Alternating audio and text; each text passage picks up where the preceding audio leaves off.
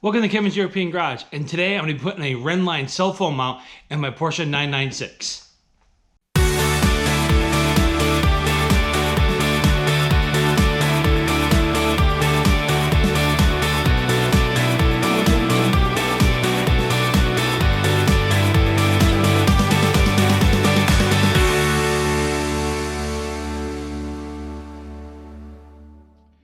So here's my Rennline cell phone mount that I have inside my Cayenne. I really like it because it's small. It doesn't take a lot of room. It's not hanging from the glass. Kind of looks almost like it would be something that the factory put in there because of the way that it mounts in there. So I figured, it was about time I put something on the 911 because that thing kind of sucks. Every time I need to look at something or I'm doing the GPS or something, I have to pick up the phone and look at it. So it was about time I actually did it. So this is why I went with the Rennline one, because I really enjoyed having this one inside the Cayenne, so I figured the 911 should get the same. So here's the kit for the 911. Let's open this up and look at it.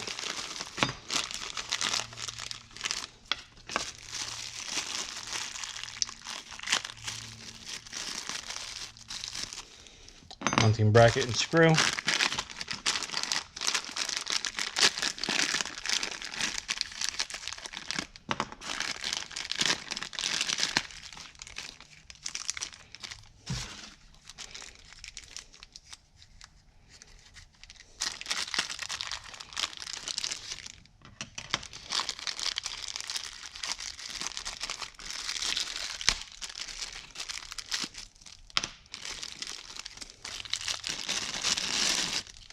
All right, so you got your ball, and you got the mount. Here's your bracket, the screw to screw it in, and this thing uses a Allen. We'll figure out what size that is, and then you screw it to this. All right, it uses a 1/8 Allen.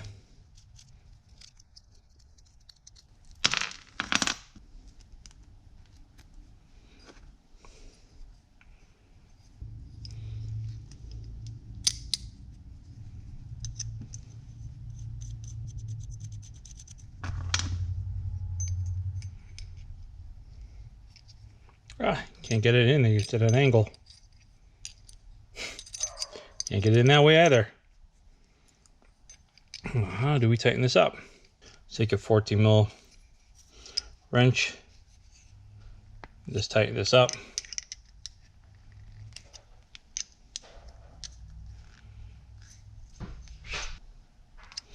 That's pretty tight. So now we can move into the car, and we'll mount this on after we put this into the car.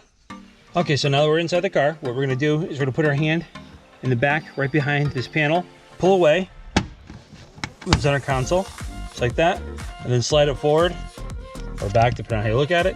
And that's how you take the panel off. There's really not much else to it. All right, so now what you gotta do is this thing mounts over here. So your car might be slightly different. I have this pocket over here for the, because my stereo is relocated to a different spot. Well, not to a different spot, but I have a dual DIN as opposed to the single. So I got this little storage compartment. So this might actually need to get trimmed in order to fit right, so when this thing goes back on. All right, let's see. Yeah, it looks like it's just gonna have to get a little bit of a trim in order for it to fit right. Just in this one little spot right over here. Right over here. So we're gonna take this whole thing out, and then we're gonna just give this a little bit of a trim down the bottom and put this back in. Some people have said online that they had to do a little trimming, and this is probably the reason why, is because they had a dual DIN radio set up like I do, and as opposed to the factory one. I bet if you had the factory, you might not have to do anything at all. But this is a pretty easy and quick fix. So pop the panel off on the other side and remove the pocket. I would imagine most of you probably had a set of files, so that's what I'm just going to use to fix this. Shouldn't take much, just to kind of sand this down.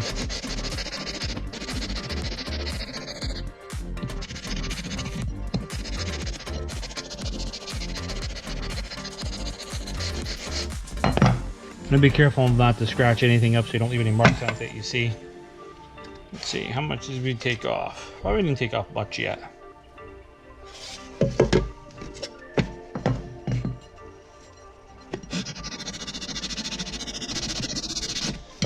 Take a look. I could use to take off just a little bit more inside here on this edge. Like I said, you probably might not have to do this, especially if you don't have the dual DIN set up like I do.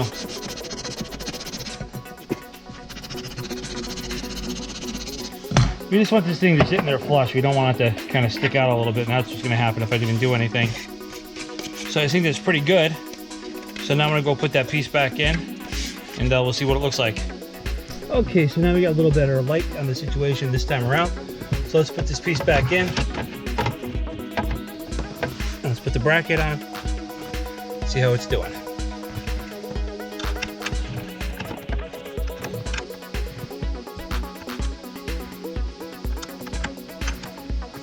Actually, looks like we might have to do some more additional trimming. You might actually have to cut that little section out over here. So it looks like it's rubbing. Yeah, it's rubbing right over here. So it's not allowing this thing to sit down 100% right. And I want it to sit 100% right. So I'm just gonna cut out that section. Yep, back to the bench. Okay, so what I think I'm gonna end up doing is I'm gonna end up just sawing this section out. I'm just gonna use a hacksaw. I just wanna be careful. I don't wanna go too much. I don't wanna scratch it over here, so I don't wanna be able to see anything like that when this thing is mounted in the car.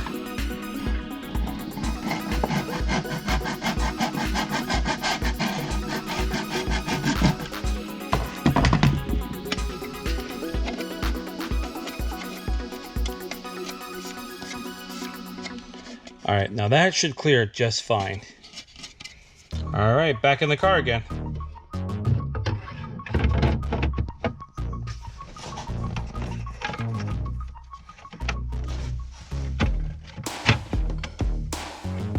Yes, now this is perfect.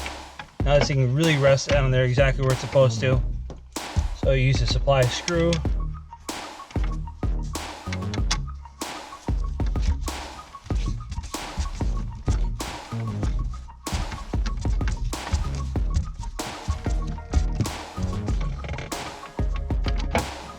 Now we'll check out putting this panel back on. All right. This thing you might have to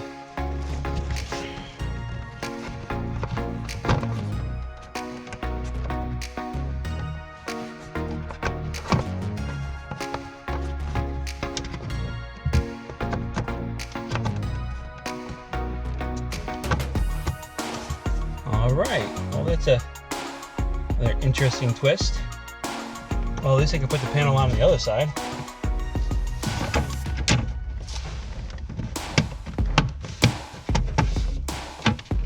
Now for this one.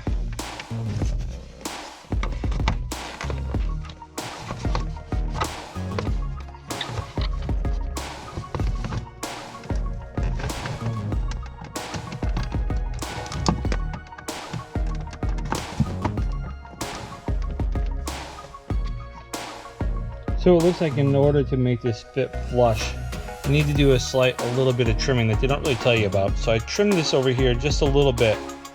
And then now what you're gonna end up having to do, because it's a little bit thicker, you're just gonna have to trim this over here, and this rests against the panel where the mount is. So now it sticks out a little bit because the mount is there, and this thing just usually would rest straight against the plastic. So you just gotta take out a little bit. So I'm just gonna use a razor blade. You don't gotta take out much. Don't have to go crazy. You know, just take out basically what the thickness is of the mount itself.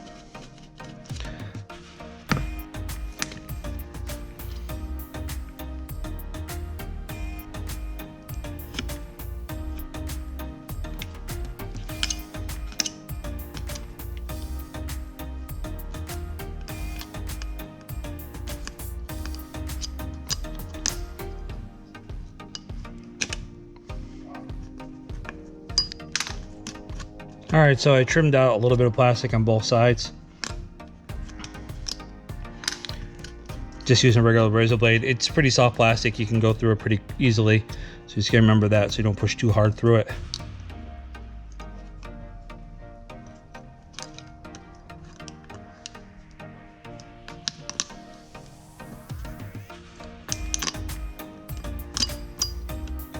All right, imagine that's enough. All right, so let's try another test fit.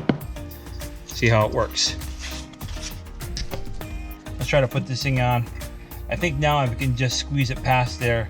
Before with these little ribs that were sticking out too much, I couldn't get it past. You couldn't push it past here. So I think you can do it now.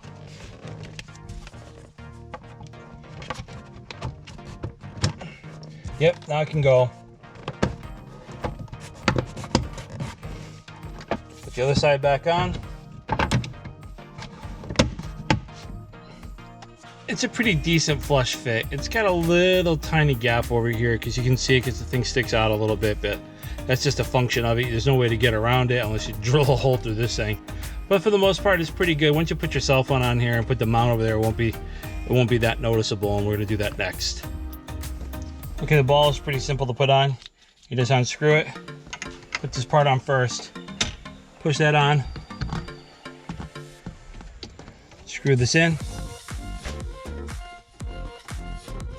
There you go. The not so easy Rennline cell phone mount install. And there you go with your cell phone. This one doesn't stick very good to it because I got this really thick case on my Apple. But believe it or not, even with this thick case, it's still got some pull to it. When I have my thin rubber case on there, that thing actually would just get sucked on there really hard. But this is more than enough for what you need. Trust me, this thing it's never come off on my Cayenne. And that's it. To plug it right in. Exactly what I wanted. And that's how you install a Rennline cell phone mount in your 911. Also the same thing for a Boxster. The instructions don't really say anything about doing a little trimming, but well, you got to do a little trimming. It's really not that bad once you know what you got to do. I kind of filmed it live. I never practiced before. I didn't look up anything about anyone else really doing any install on this, saying that some people said they had to trim a little bit, and that's all that was said. But yeah, you have to trim a little bit. It's a small amount. You can do it with a razor blade. It only takes about 2-3 minutes. It's not that big of a deal. And so that's it. So thanks for watching. Please like my video. I hope you subscribe, and I'll have more stuff coming out pretty soon.